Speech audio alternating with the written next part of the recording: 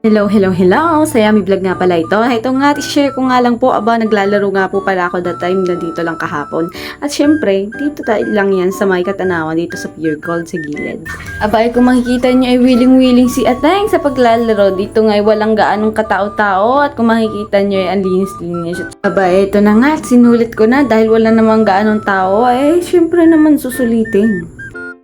Ay nakakainip naman ho. Sa bahay na lagi na lang kaming nakatahan at natutulog. Laro-laro pag may time. Oh my God!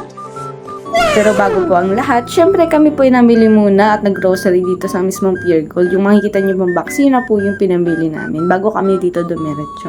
Dito nga sa part na ito, medyo madami-dami na aking nilalaro at kitang-kita nyo naman yung ticket na bumabagsak dito ng sahig.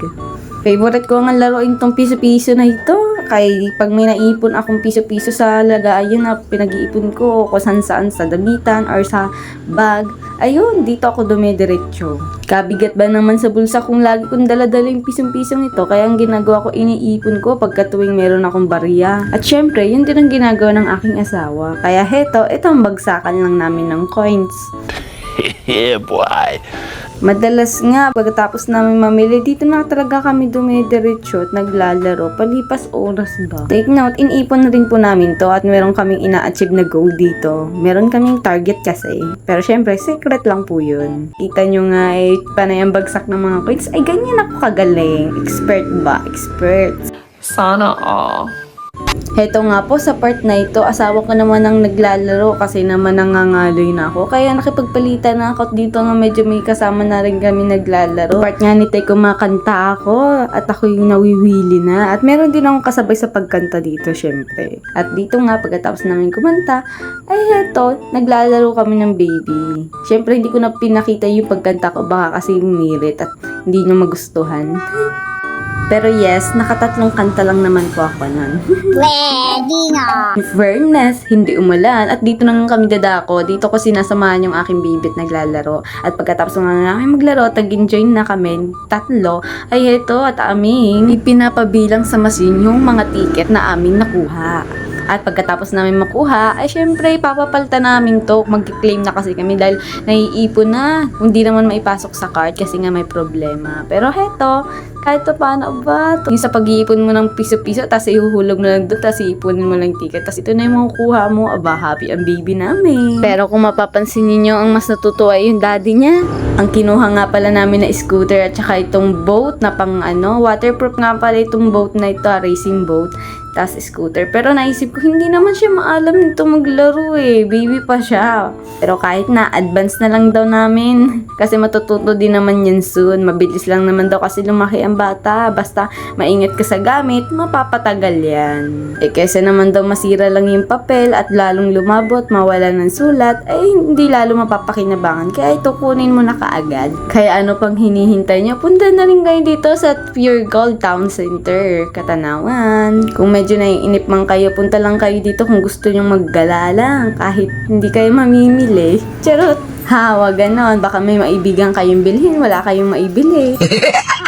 Dadako nga kami dito sa Lugawan, Republic. Dito ngayon nagugutom na kami. Hindi na kami nagpaka-uwi kasi alam namin hindi na kami makakaluto dahil anong oras na. At saka pati yung tummy namin ay gutom na. Lalo na yung baby namin.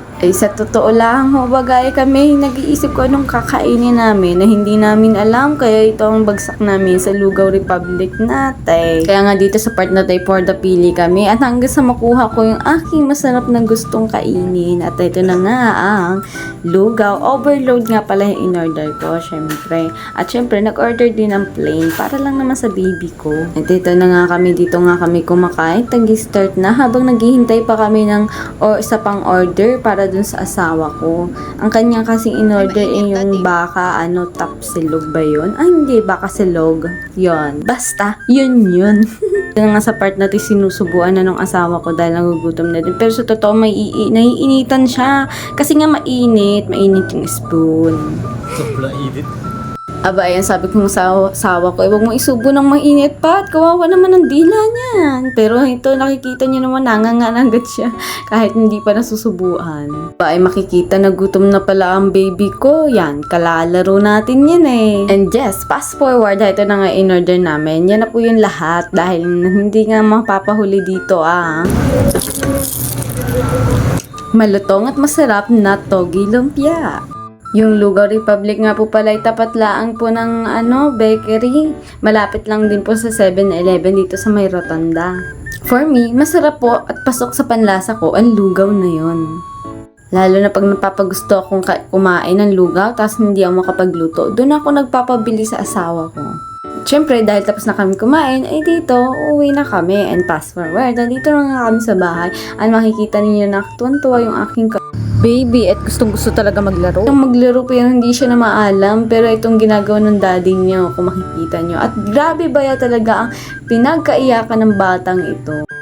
Yung tipong gusto niyang laruin pero hindi niya kaya at ayaw na ayaw rin nga niyang pahawakan ito. Ay sa totoo lang din ho, ay excited din ang aking asawa na ipalaro sa baby ko. Ay kitang-kita niya naman ay pagdating sa bahay kahit hindi pa nailalagay yung mga pinamili namin sa loob.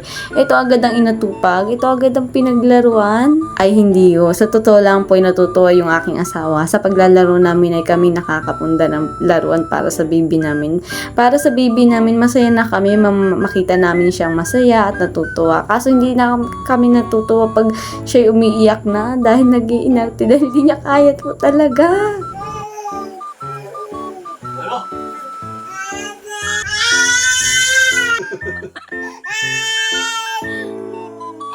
O, kitam, iyak siya pero kitang-kita naman at halata naman sa kanyang mga mata na ayaw niya sa racing boat na to, kaya iiyak ulit to, panigurado. So, paano ba yan? Hanggang dito na lang po ang ating video, kaya wag niyo pong kakalimutan mag-like and follow, share na rin po.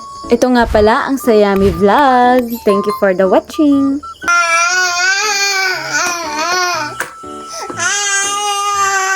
Ah!